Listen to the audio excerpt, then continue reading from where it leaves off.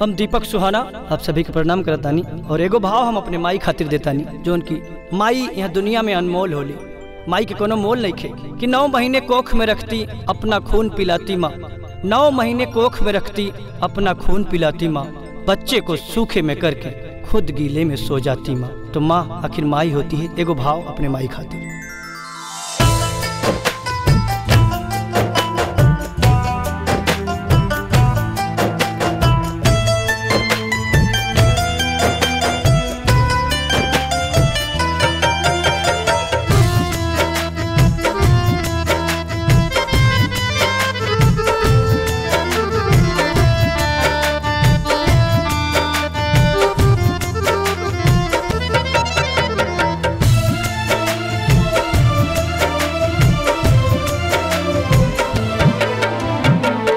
दुनिया में माई के बड़ाई नहीं बा ए भैया, दुनिया में माई के बड़ाई नहीं बा।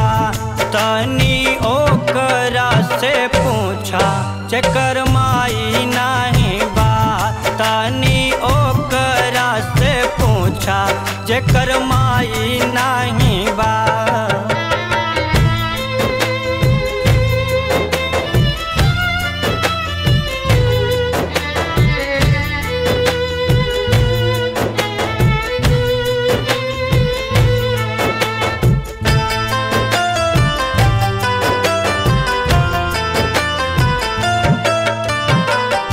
अपन माई होती त दूधवा पियौती, दूधवा पियौती भैया गोदिया खेलौती।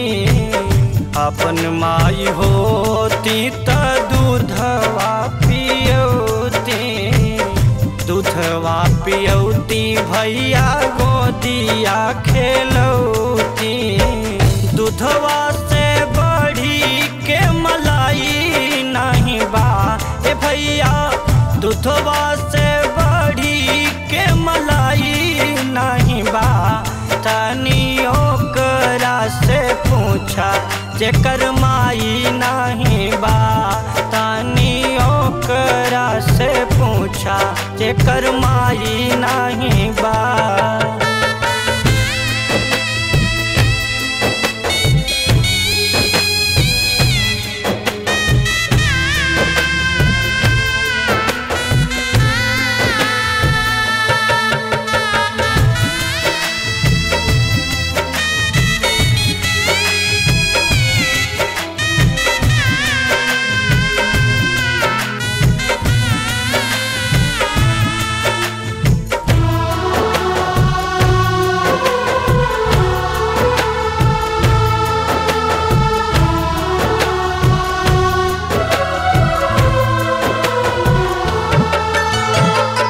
अपन माई होती दया चरा बढ़ौती, अचरा बढ़ौती भैया कजरा लगौती। अपन माई होती दया चरा बढ़ौती, अचरा बढ़ौती भैया कजरा लगौती। अचरा से बढ़ी के रजाई नहीं बा ए भैया, अचरा से बढ़ी के रजाई नहीं बा। तनी ओकरा से पूछा जेकर माई नहीं बा, तनी ओकरा से पूछा जेकर माई नहीं बा।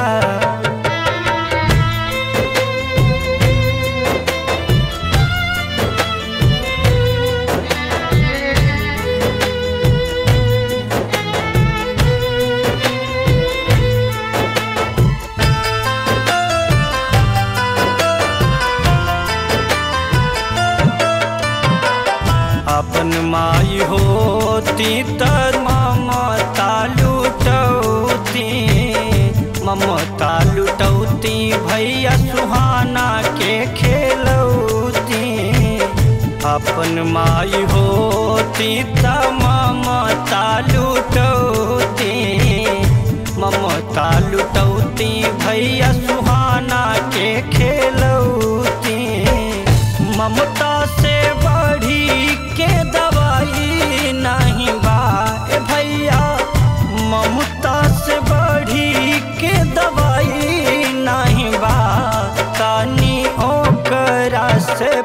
पूछा जेकर माई नहीं बा तनी ओकरा से पूछा जेकर माई नहीं बा।